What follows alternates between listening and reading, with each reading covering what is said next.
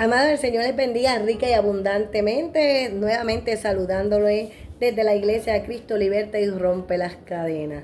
Hoy bajo el tema Su Presencia, quiero compartir con ustedes esta palabra que el Señor ha puesto en mi corazón y no obstante, pues quiero compartirla con las vidas que quieran escuchar el vídeo.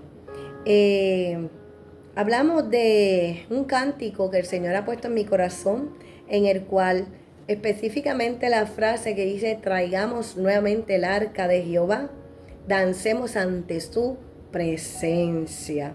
El cántico dice: con alegría y júbilo adoremos, cantemos todos delante de Jehová. Traigamos nuevamente el arca, dancemos ante su presencia. Traigamos nuevamente el arca de Jehová. Traigamos nuevamente el arca, dancemos ante su presencia. Traigamos nuevamente el arca de Jehová. Yo te alabo, mi Señor, sí, sí, mi Señor, mi Dios y mi Rey, yo te rindo olor, aleluya, tú eres mi Señor, mi Dios y mi Rey, yo te rindo olor, aleluya, tú eres mi Señor. Y vuelve y lo repite, ¿verdad? Y el Señor estuvo trabajando en la parte final del coro en mi vida, pero como el Señor repite continuamente el cántico, pues me di a la tarea de investigar, ¿verdad?, a través de la palabra, qué significa traer nuevamente el arca. Aleluya, dancemos ante su presencia. Sabemos que David danzó delante de Jehová y fue el que utilizó el Señor para traer nuevamente el arca de Jehová. Vamos a ver entonces qué simboliza el arca. El arca simboliza la presencia de Dios entre ellos.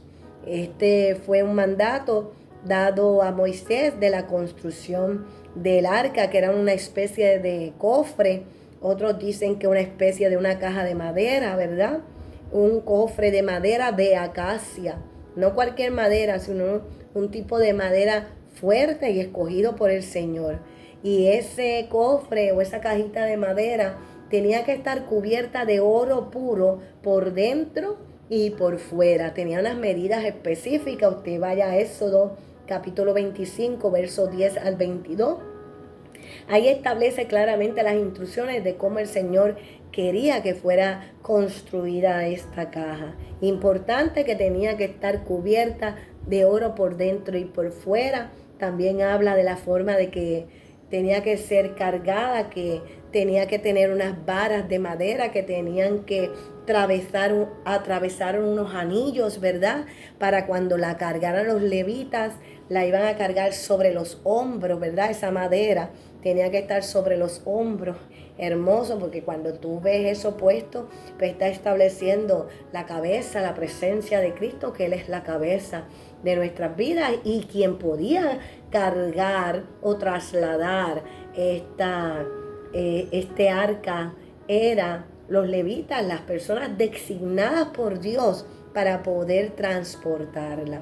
Dentro del arca, aparte de que estaba cubierta de oro por dentro, iba a tener las tablas de la ley. Usted sabe que las tablas de la ley tenían que ver los 10 mandamientos que inicialmente fueron escritos por el dedo de Jehová, pero luego fue el mismo Moisés que tuvo que tallarlo a raíz de que el pueblo había pecado y Moisés quebrantó las tablas de la ley. Así que el Señor vuelve a darle las tablas y importante, cuando hablamos de las tablas de la ley, está tipificando a Dios mismo, la ley para señalar el pecado, ¿verdad?, del pueblo. También tenía el maná, un frasquito con el maná. Hermoso, ¿verdad? Porque cuando tú miras ahí, ya está viendo que está cubierta de oro. El oro es valioso, valor incalculable, es lo máximo, ¿verdad? Y oro representa a nuestro Señor. La ley representa a Dios y el maná representa a Cristo cuando Dios sostuvo al pueblo de Israel por 40 años en el desierto y lo sostuvo con maná. Aleluya, que descendía maná del cielo, tipificando cuando Cristo, el Mesías, el ungido, iba a descender del cielo para cumplir el propósito de dar su vida por nosotros y llevar sobre su cuerpo nuestro pecado, mi pecado y el pecado de toda la humanidad. Qué hermoso nuestro Señor cuando Él va alineando desde el Antiguo Testamento hasta el Nuevo Testamento, terminando con Apocalipsis, toda la palabra en un orden y en una forma espectacular. Por eso podemos decir que la palabra, y sabemos, fue inspirada por el Espíritu Santo, porque no se pierde ningún detalle. Y ahí también tenía la vara de Aarón, que reverdeció. Ustedes saben que Aarón era la vida elegida por el mismo Dios para que fuera el portavoz de Moisés, porque todos sabemos que cuando Dios llamó a Moisés en su debilidad, Moisés no quería aceptar el llamado y entre las excusas que puso su problema de habla, su tartamudez, y Dios le comunicó que le iba a poner a Aarón y entonces Dios le hablaba a Moisés, Moisés le transmitía el mensaje a Aarón y Aarón lo llevaba al pueblo, sabiendo que Aarón hacía la función de sacerdote. Así que vemos cómo Dios llama y cómo Dios cubre dentro de nuestras debilidades, así como Moisés. El Señor siempre va a tener la manera de poder cumplir el propósito en el llamado. Pero volviendo nuevamente al arca, aquí podemos ver la presencia del Señor.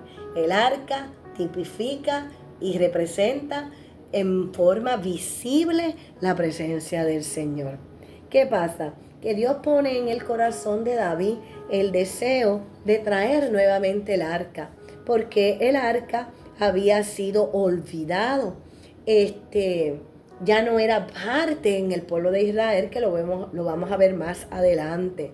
Pero en Primera de Crónicas, capítulo 13, del verso 2 al 3, estamos viendo cómo David le comunica al pueblo el deseo y el anhelo de su corazón de traer el arca a la ciudad de Jerusalén, y habló con todos y todos estuvieron de acuerdo de poderla trasladar. Ahora bien, antes de ver todos esos detalles del traslado, vamos a ver qué fue lo que pasó con el arca y por qué no estaba en el pueblo, no estaba en Jerusalén. ¿Qué había pasado? Pues antes de David tenemos el rey Saúl. Ustedes saben que Dios escogió a David y lo ungió como rey y pasó un proceso. David era pastor de ovejas y aún así Dios envió a Samuel al lugar donde Isaí pensaba que David no podía ser el rey, le presentó todos los hijos. Sin embargo, Dios inquietaba a Saúl para si había un hijo más y encontraron a David y lo llevaron, ¿verdad? Que era lo más denigrante, por decirlo así, era pastor de ovejas. Pero qué hermoso que el Señor, que es el pastor de los pastores, el príncipe de los pastores, aleluya, escogió una vida que tenía un corazón de pastor, aleluya, un corazón de cuidar, un corazón de hacer provisión por esas ovejas, pero un corazón, aleluya, que tenía una relación con su Dios. Porque usted sabe que cuando David se va a presentar delante del gigante Goliat, él dice y le explica a todos los israelitas y a ellos que él iba en contra del filisteo gigante Goliat en el nombre de Jehová, aleluya, el nombre sobre todo nombre. Y ahí es donde usted ve ese convivio, esa relación que tenía David con su Dios. Y a pesar de que David pecó y falló, la palabra dice que el corazón de David era conforme al corazón de Dios, porque era un corazón que se humillaba delante de la presencia del Señor. Era un corazón que reconocía, honraba, reverenciaba al Señor. Y aun cuando Dios lo confrontó con su pecado, el cual había guardado, que tenía que ver con Betsabé, sin embargo, cuando Dios lo confrontó, él aceptó la mano de corrección del Señor sobre su vida. Así debemos ser nosotros también, que a pesar de que el Señor nos ha llamado y nos ha escogido como a David, que nosotros podamos permitir que el Señor nos corrija, aceptar las correcciones, humillarnos delante de la presencia del Señor y amarle de todo corazón. ¿Qué había pasado entonces? Que en el reinado de Saúl, que Saúl fue rey establecido, ¿verdad? El arca fue olvidada. Fíjate que Saúl era rey, estaba enriquecido, tenía posesiones, lo tenía todo. Y hay que estar el corazón de cuando lo tienes todo y te olvidas del Señor. Pero no solamente Saúl, ahí entra también el pueblo de Israel. El pueblo no valoró, no buscó, no honró la presencia del Señor.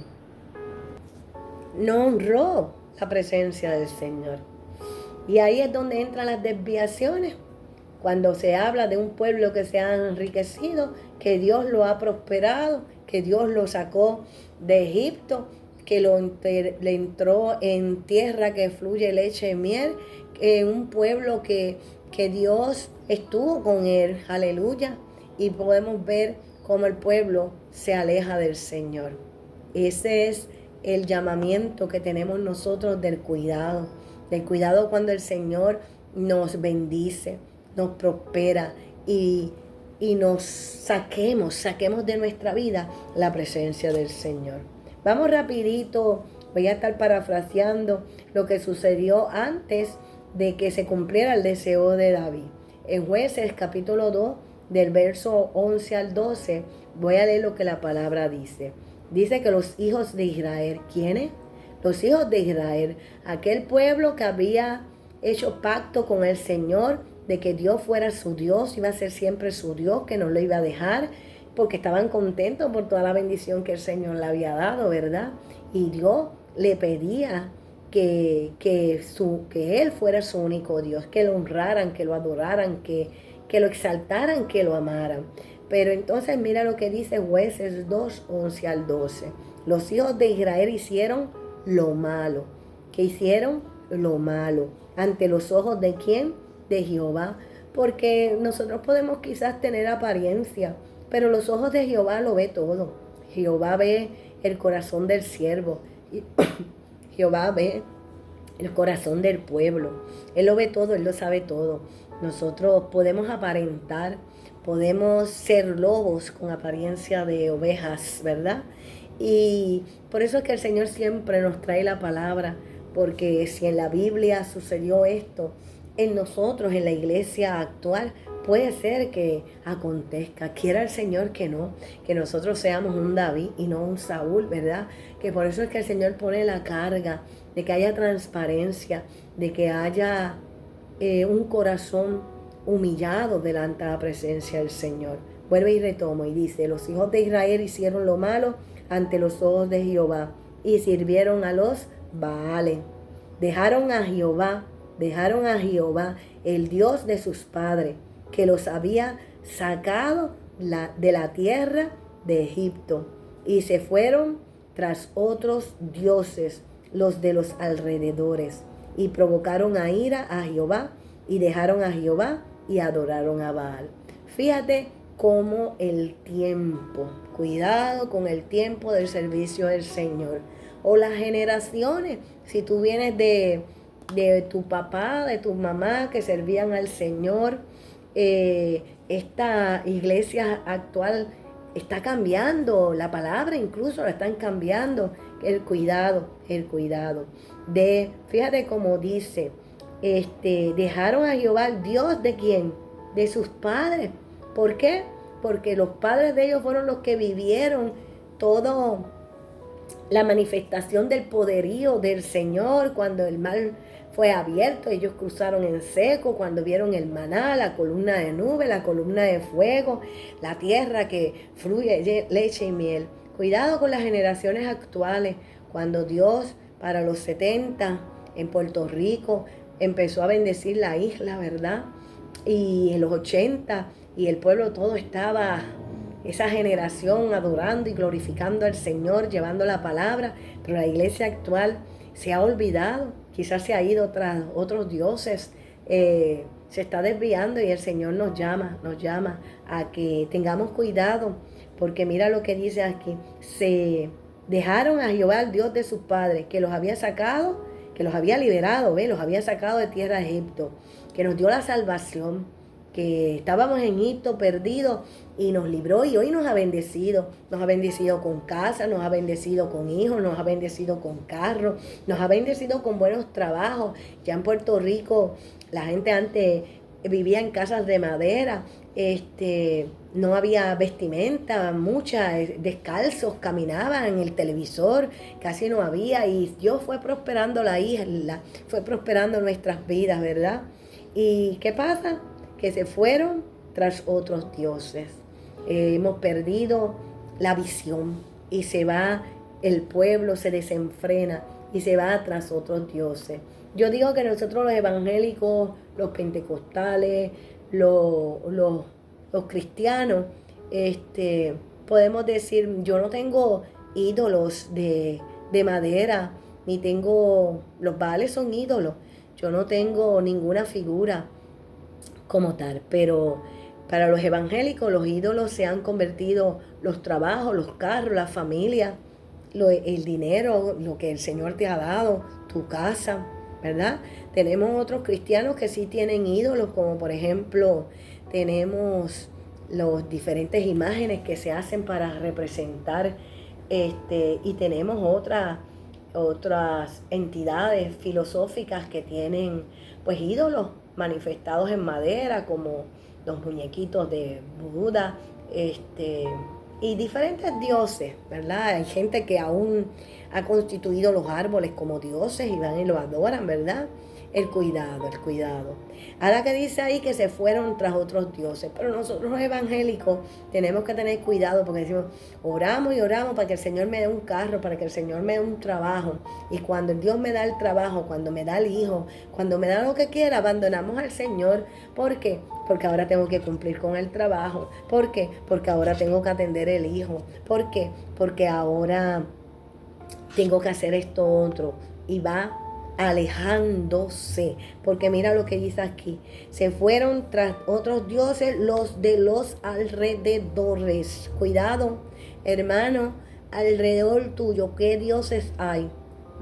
¿Cuál es el Baal que pueda estar? Cuidado, el Señor nos está hablando de que es necesario no apartarnos de su presencia, de honrarlo, de glorificarlo, de exaltarlo, porque eso provoca a ira a Jehová. Y dejaron a Jehová, y después establece, y dejaron a Jehová, ve, empieza de esa manera, hasta que llega un momento en que te apartas, en que dejas al Señor, porque ya no lo necesitas, porque ya tienes el trabajo, porque ya tienes el esposo, porque ya tienes el hijo que tanto le pedías y llorabas por él, porque ya tienes el dinero que necesitabas, y cuidado, porque ese es el problema de la iglesia cuando se acerca al Señor por las bendiciones, cuando el Señor quiere que nos acerquemos a Él para que le amemos, porque ese es el primer mandamiento.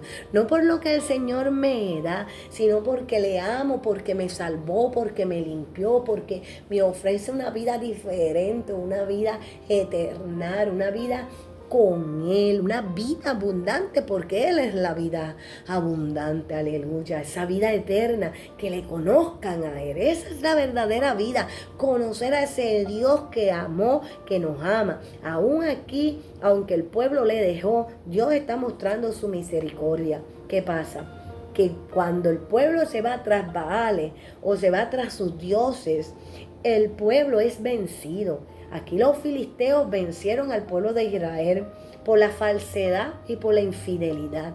Vemos entonces que hay una guerra y se mueren 30,000 hombres a pie.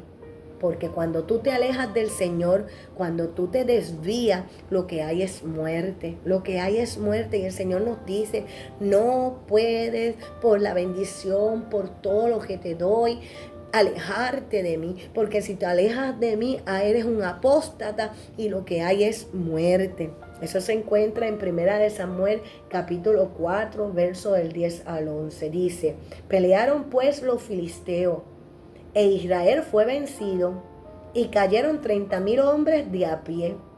El arca de Dios, ojo, aquí es que los filisteos toman el arca de Dios, fue tomada y fueron muertos los hijos de Elí, Ofni y Finés. Si nosotros vamos a la escritura, Elí era un sacerdote que empezó a perder la visión y era llamado, era establecido por el Señor y empezó a perder la visión. Como consecuencia sus hijos pecaban y él lo que ofrecía era y no le llamaba, no hacía la corrección. Así que sus hijos también habían perdido la visión. Cuando estos dos niños jóvenes, hijos de Elí, mueren, dice que ya Elí no veía, sus ojos se habían oscurecido. Y ese es el cuidado. Vamos hacia atrás. ¿Qué pasó en el reinado de Saúl? Aún los sacerdotes se fueron acomodando, no haciendo la función que le correspondía, permitiendo el pecado, lo que había alrededor. Hermano, y ese es el llamado. David quiere traer nuevamente el arca porque la presencia de Jehová en el pueblo se había disipado, se había alejado, lo habían guardado, no lo honraban, no lo buscaban. Pero siempre hay un corazón que el Señor levanta con carga para que el pueblo vuelva nuevamente la presencia del Señor a nuestras vidas y a las vidas que se han apartado. ¿Qué pasa? Que los filisteos, se llevaron el arca. Y como los filisteos adoraban dioses paganos, pues se creían que el arca, la presencia de Dios, era igual a sus dioses. Y lo que hicieron fue que tomaron el arca y la pusieron en el templo del dios pagano Dagón. Ahí fueron que pusieron el arca. Eso se encuentra en 1 Samuel capítulo 5, versos del 1 al 3. Dice que la pusieron como un ídolo más. Recuerden que ellos no conocían al Señor y ellos amaban y honraban al Dios de ellos, a Dagón.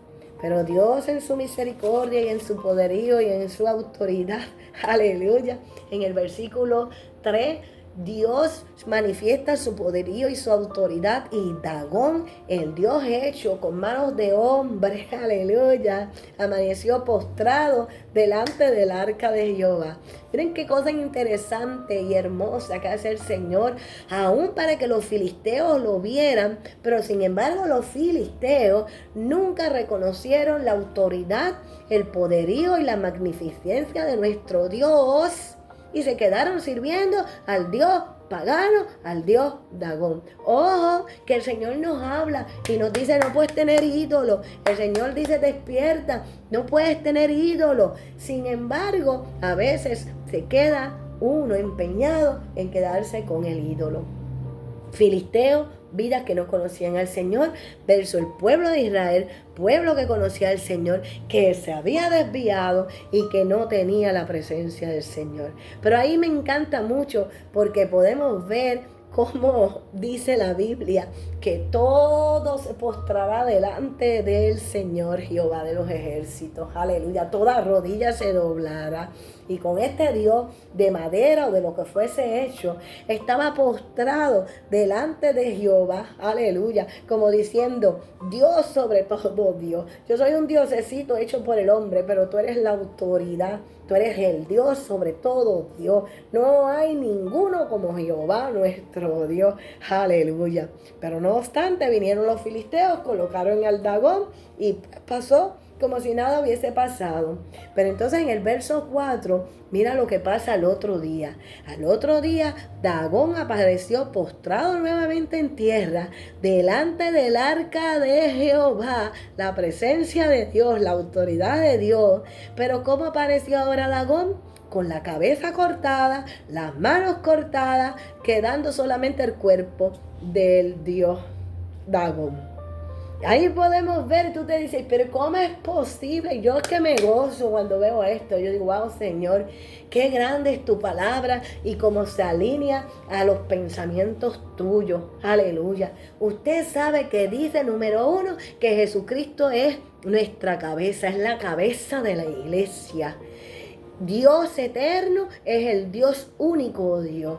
Pues mira, le tumba la cabeza porque hay unas porciones ahí en la Biblia que dice que los ídolos hechos por el hombre, los dioses de los hombres, los que son hechos, esculturas, dice que tienen ojos y no ven, que tienen oídos pero no oyen, y que tienen boca y no hablan, como diciéndole, pero ¿qué Dios ese de palo que tú tienes si Él no ve lo que tú haces, no oye lo que tú le pides y no puede hablarte porque es un Dios que es hecho por el hombre? Aleluya.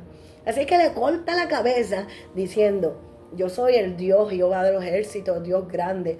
Yo sí veo, yo sí oigo, yo sí hablo, yo soy el Dios verdadero, yo soy Jehová de los ejércitos y este diosecito se postra delante de mí y yo hago como yo quiero y no hay cabeza hecha por el hombre, un Dios hecho por el hombre que pueda hablar, que pueda ver, que pueda oír. Pero yo, Jehová de los ejércitos, estoy viendo lo que está pasando, estoy escuchando y estoy dando y estableciendo que yo soy Jehová. Le cortó las manos. El hacer, el obrar. Dios es el único que obra. Dios es el único que hace. Dios es el único que crea. Aleluya. Tomó el barro. Aleluya. Y le dio la forma del hombre. Es nuestro creador. Aleluya.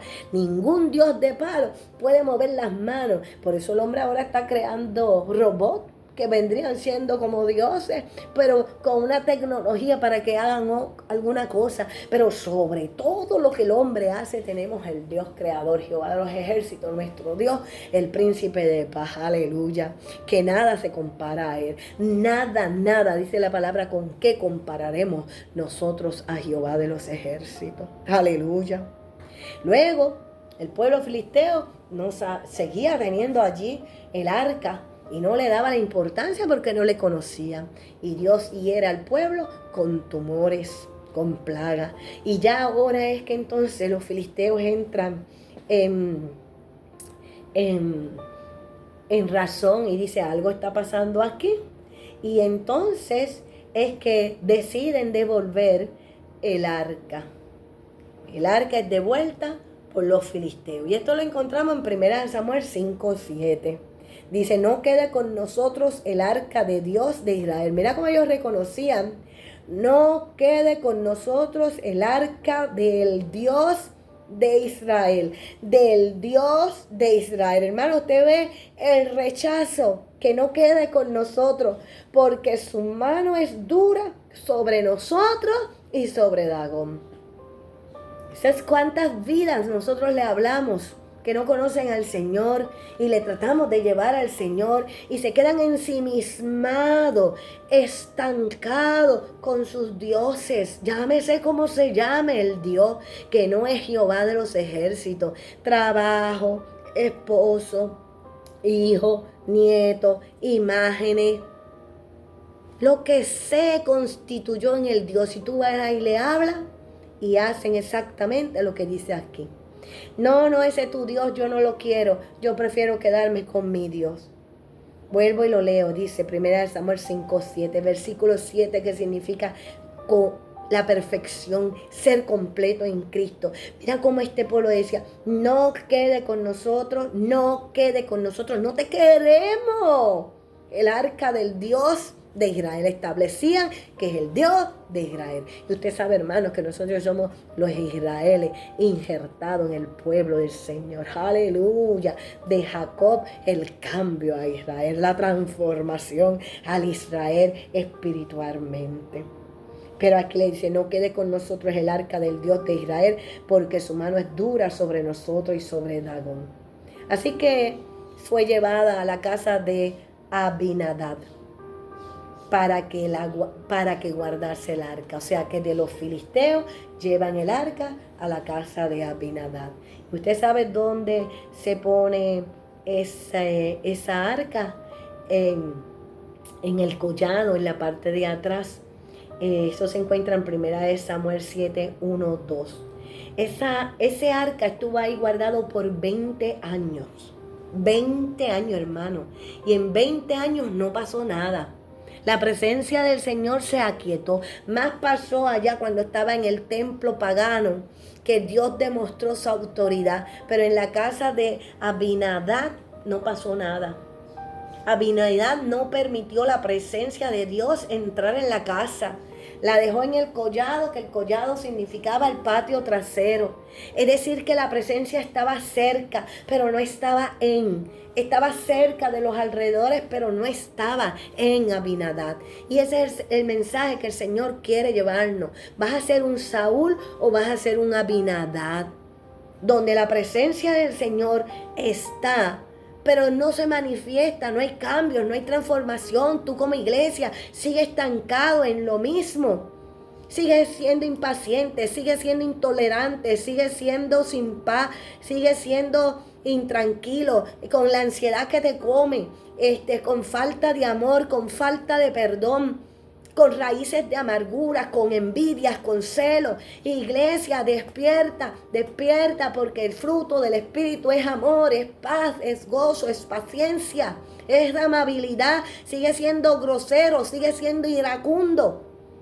Eso es lo que el Señor nos está queriendo decir. Fue a casa de Abinadab, pero estaba afuera, no estaba en el patio, en la parte de atrás.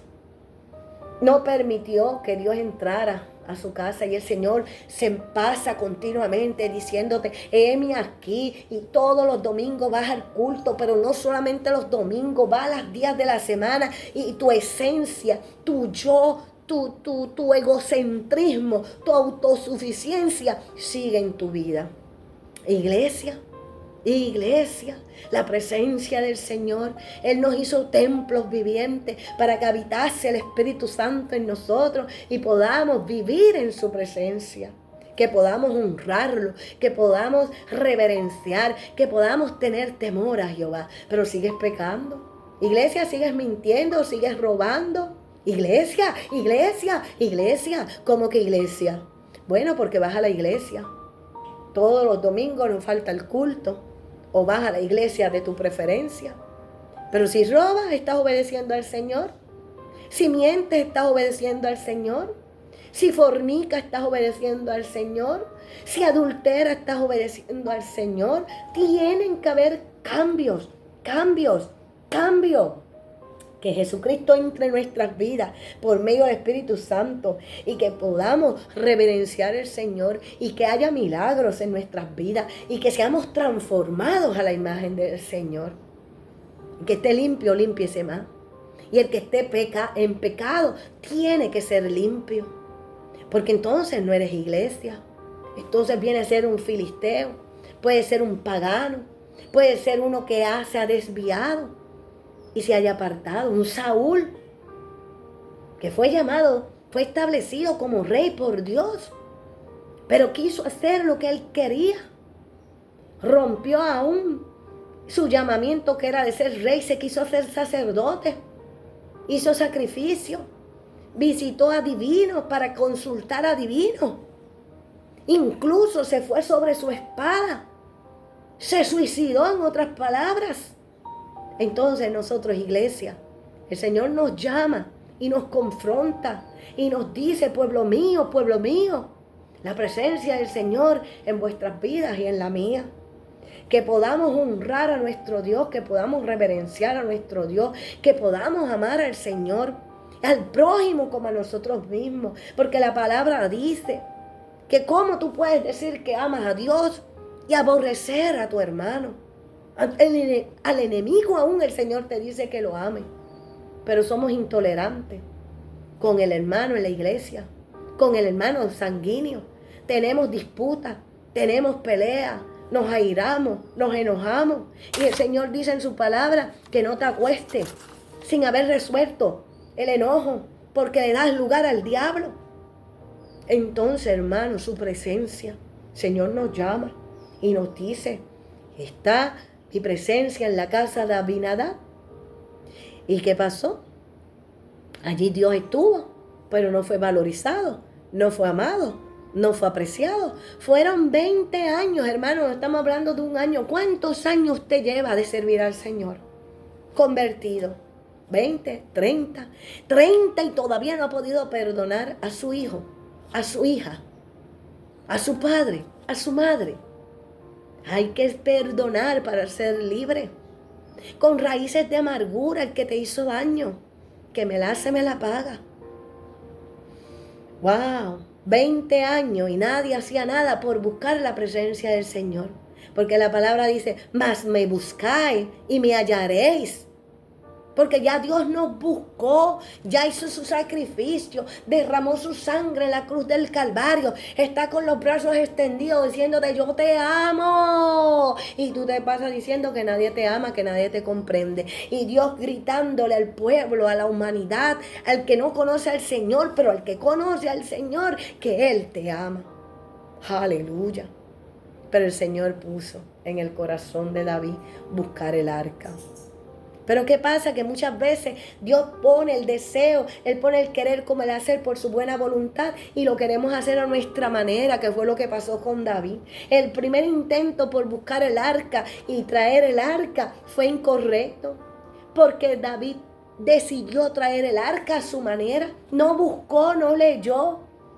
¿Y qué hizo? En 2 Samuel 6, del 1 al 3, lo que hicieron fue que pusieron el arca en un carro nuevo. En un carro nuevo. Como cuando tú haces las fiestas patronales, que hacen unos carruajes, unas cosas así, bonitas, hermosas, a veces hacen muchísimas. Pero ese carro nuevo lo que simbolizaba era que era la forma en que los filisteos cargaban los dioses. Y Dios había dado unas instrucciones de cómo llevar el arca, que lo leímos anteriormente. Que tenía que ser en las varas y que tenía que ser cargada por los levitas, en los hombros las varas, aleluya, con unas instrucciones, con la ley, aleluya. Nada inmundo podía tocar el arca. Entonces, ¿por quién iba siendo guiada el arca? Por Usa y Ahío, hijos de quién? De Abinadab, que guiaban el carro nuevo. ¿Pero quién era Abinadab? El que había tenido el arca de pacto por 20 años en el patio trasero, por decirlo así, en su casa. Pero no lo tenía cerca, pero no lo tenía en su corazón. Por lo tanto, si Abinadab había hecho eso, los hijos de Abinadab venían de la misma casa, vivían en la misma casa. Así que no había esa relación, no había esa comunión con el Señor. Pero sobre todo, la ira del Señor va porque la llevaban como un ídolo más. Y Dios no es un ídolo. Dios está sobre todos los dioses. Dios nos exige en su primer mandamiento que la amemos de todo corazón, con toda la mente, con todo nuestro ser. Hermano, ¿amas tú a Dios de esa manera? ¿Te sacrificas por el amor de Dios? ¿O primero eres tú? Y yo te pregunto, ¿cuántas veces falta el culto?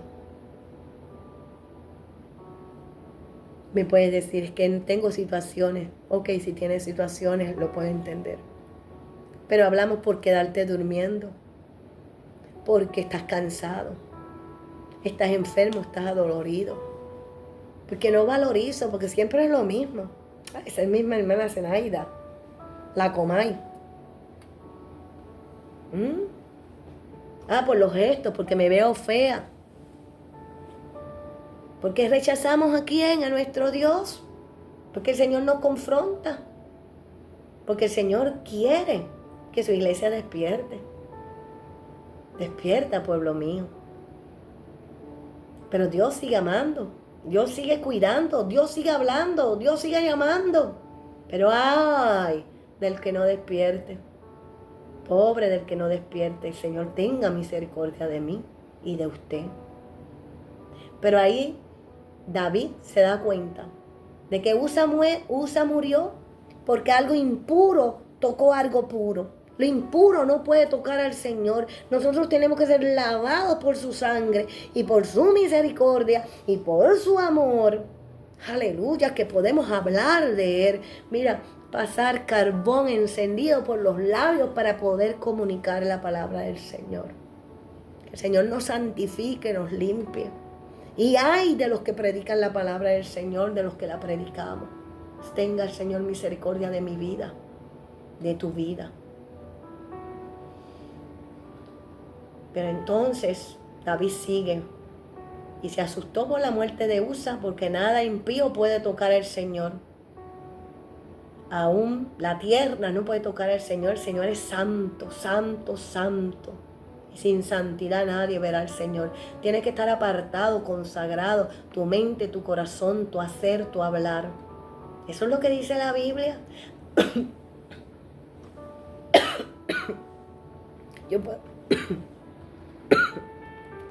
Yo puedo decir, estoy en la gracia del Señor. Sí, la gracia del Señor. Gracias por su gracia, por favor inmerecido. Porque de nosotros no sabe nada.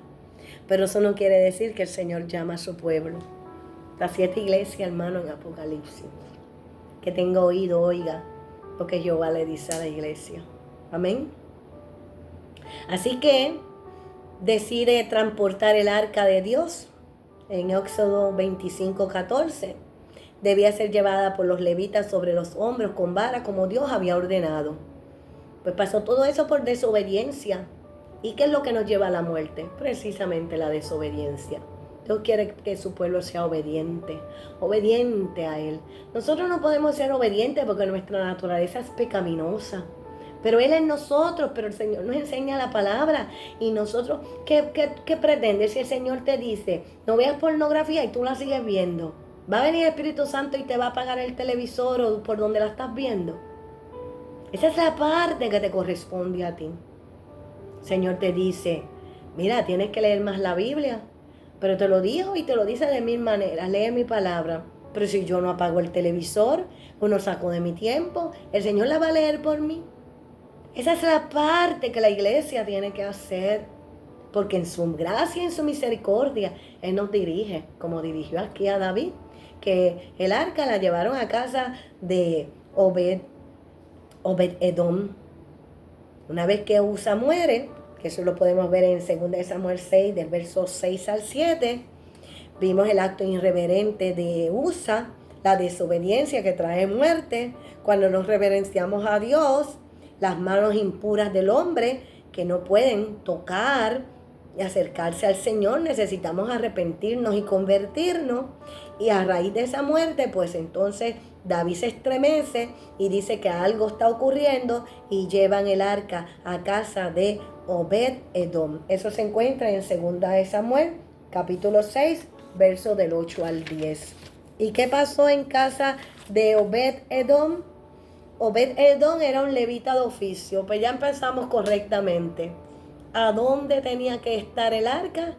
En casa del levita, que su oficio era ese, aleluya, porteros, cantores, aleluya, establecidos por Dios, aleluya. Tenía el conocimiento de cómo tratar la presencia del Señor. ¿Y qué pasó? Jehová bendice la casa de Obed-Edom y David se entera que no había habido muerte, sino que lo que había habido era bendición. Qué hermoso nuestro Señor, ¿verdad? Y en 2 Samuel, capítulo 6, verso 12, vimos anteriormente el fallido de traer el arca por medio de David, pero ahora sí vamos a ver cómo si el arca pudo ser trasladada sin ningún problema. Eso se encuentra en 2 Samuel, capítulo 6, versículo 12. Dice, fue dado aviso al rey David diciendo, Jehová ha bendecido la casa de Obed-Edom y todo lo que tiene. O sea que la bendición era la casa y todo lo que tiene. ¿A causa de quién? De la presencia de Dios. A causa del arca de Dios. Hermano, si tú eres bendecido por causa de la presencia de tu Dios. Aleluya, Jehová de los ejércitos. Entonces David fue y llevó con alegría el arca de Dios a la casa de... Y llevó con alegría el arca de Dios de casa de Obedón a la ciudad de David. Y cuando los que llevaban el arca de Dios habían andado 6 pasos, humanidad, él sacrificó un buey y un carnero engordado, holocausto a Jehová.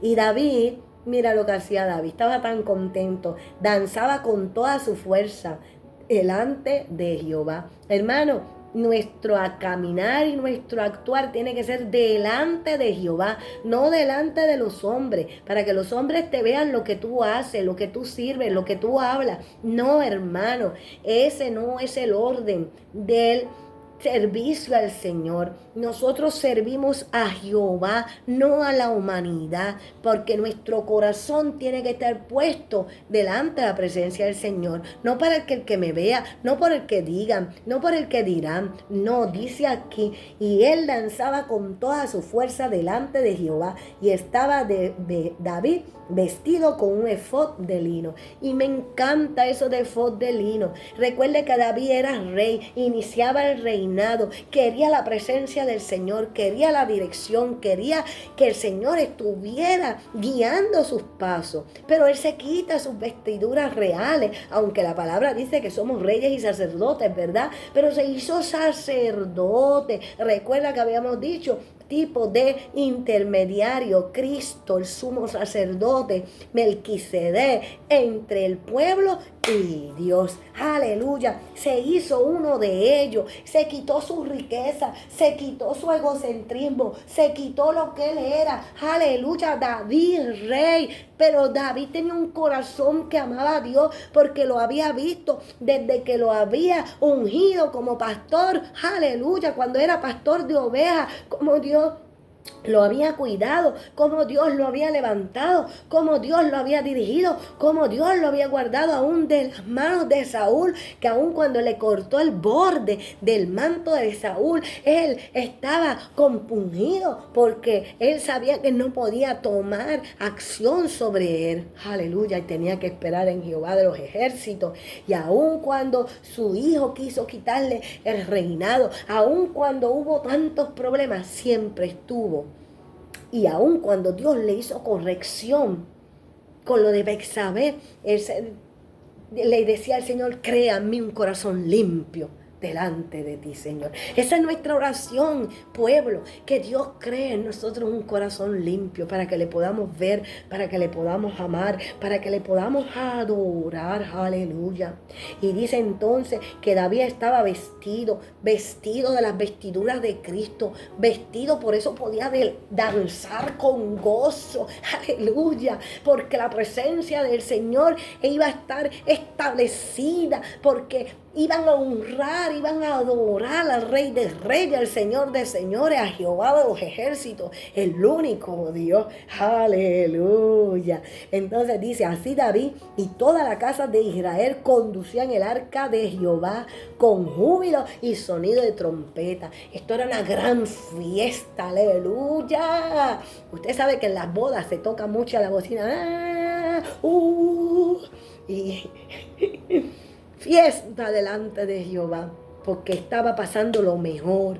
La presencia del Señor volvía, aleluya, a la ciudad de David, a la Jerusalén. Dice el 16, cuando el arca de Jehová llegó a la ciudad de David, aconteció que Mical, hija de Saúl, miró desde una ventana y vio al rey David que saltaba y danzaba delante de Jehová y le menospreció en su corazón. Va a haber gente que te va a ver. Va a haber gente cuando tú estás danzando, estás levantando las manos, te estás gozando en el Señor, que te va a decir que tú eres un loco, que tú eres un fanático, que tú estás desquiciado y te va a menospreciar en el corazón. Pero sobre todo dice aquí que quien te menosprecia, igual que a David, era quien, alguien que estaba cercano a David. ¿Quién es el que está cercano al lado tuyo, que te acosa y te injuria y habla, te menosprecia porque eres un servidor de Cristo? Levántate, nada de eso deja de ser, todo eso deja de ser, todo eso deja de ser. No importa si es tu esposa, no importa si es tu esposo, no importa si es tu hijo, no importa si es tu hermano, no importa si es tu jefe. Hay que danzar delante de Jehová. Hay que entregarle el corazón a Jehová. Hay que amar, hay que tener el júbilo y la alegría de que Dios es nuestro Dios. Aleluya. Entonces después metieron el arca de Jehová, la pusieron en su lugar en medio de una tienda que David la había levantado, y sacrificó David holocausto y ofrenda de paz delante de Jehová. Y cuando David había acabado de ofrecer los holocaustos y ofrendas de paz, bendijo al pueblo en el nombre de Jehová de los ejércitos, y repartió a todo el pueblo y a toda la multitud de Israel, así a hombres como a mujeres, a cada uno un pan y un pedazo de carne y una torta de pasta. Y fue todo el pueblo, cada uno a su casa. Se estaban en la alegría y en el júbilo, en la comunión unos con otros, en banquetes de la fiesta, Jehová, grandísima. Entonces dice el 20, volvió luego David para bendecir su casa, y saliendo Mical a recibir a David. Miren, hermanos, qué clase de recibimiento.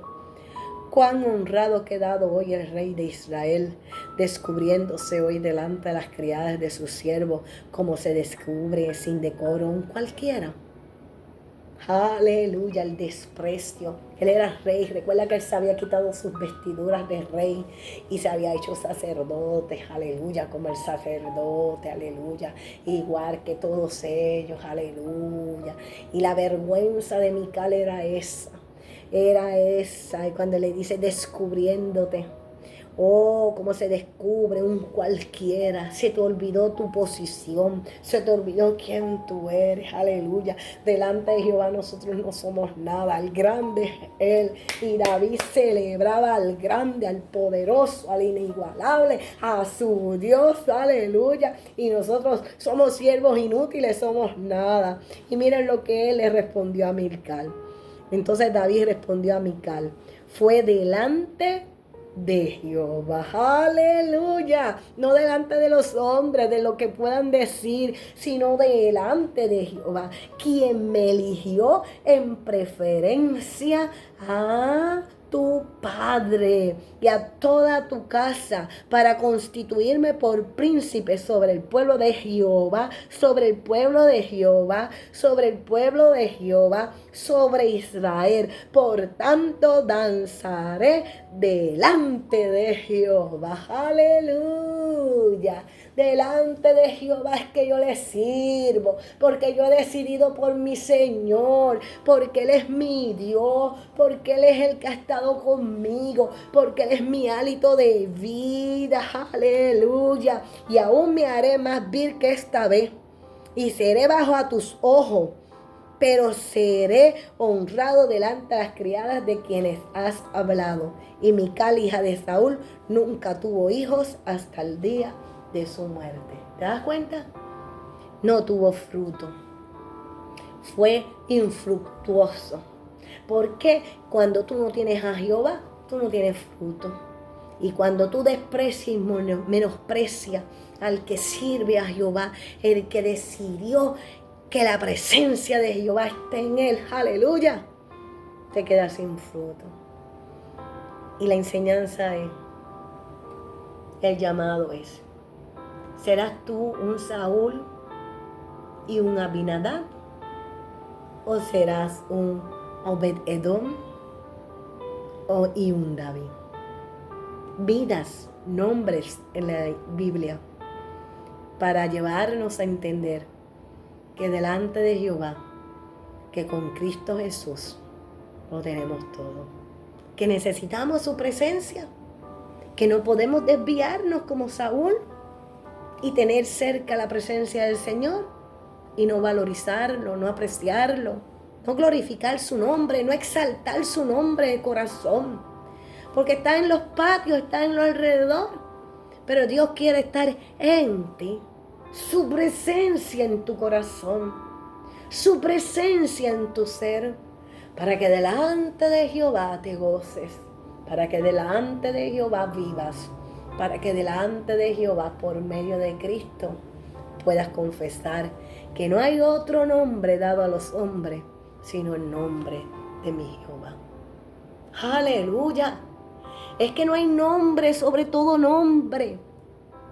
Nombre sobre el cáncer, nombre sobre la diabetes, sobre cualquier sustantivo propios, nombres sobre el nombre del presidente. Llámese como se llame, Jehová de los ejércitos está sobre, aleluya, el Dios que tú y yo le servimos. El Dios que Dios nos ha llamado a proclamar, a reverenciar, a honrar. Que no te dé vergüenza, aleluya, cuando se levanten contra ti y te digan que tú eres un fanático, que tú eres un loco, que tú estás perdiendo tu vida, que solamente le predicas a dos, que estás desviado. No importa si tú sabes que es delante de Jehová, aleluya.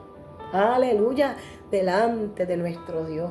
Jehová de los ejércitos, Dios grande, Dios fuerte, el inigualable, el que te ama, el que de tal manera te amó, que ha dado a su Hijo unigénito, para que todo aquel que en Él cree no se pierda, mas tenga vida eterna. Y todavía hay tiempo, iglesia, de doblar rodillas, pedirle perdón al Señor y pedirle, Señor, lléname de tu presencia. Pero no solamente eso, el que no le conoce, que venga a los brazos del Señor y se arrepienta, porque con Dios lo tiene todo. Mira la casa de Obed-Edom, cómo fue bendecida. Mira a David, cómo fue bendecido. Pero miremos a Cristo, el Rey de Reyes, el Señor de Señores, el único mediador entre los hombres, aleluya, entre Jehová. Jesucristo, el único camino, la verdad y la vida. Cristo, nombre, el ungido, el Mesías, el Dios nuestro. Cristo que se sacrificó por ti, por mí. Cristo que derramó su vida. Hoy Cristo te pide que seas lleno de su presencia. Que vayamos donde Él. Que oremos los unos por los otros para que seamos llenos de Él.